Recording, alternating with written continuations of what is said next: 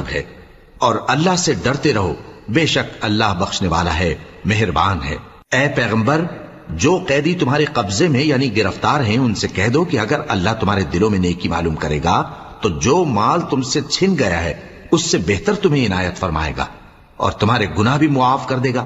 اور اللہ بخشنے والا ہے، مہربان ہے۔ اور اگر یہ لوگ تم سے دغا کرنا چاہیں گے تو یہ پہلے ہی اللہ سے دغا کر چکے ہیں،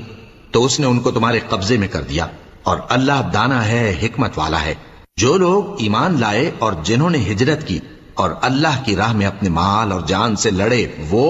اور جنہوں نے ہجرت کرنے والوں کو جگہ دی اور ان کی مدد کی، وہ آپس میں ایک دوسرے کے رفیق ہیں۔ اور جو لوگ ایمان تو لے آئے لیکن ہجرت نہیں کی، تو جب تک وہ ہجرت نہ کریں تم کو ان کی رفاقت سے کچھ سروکار نہیں،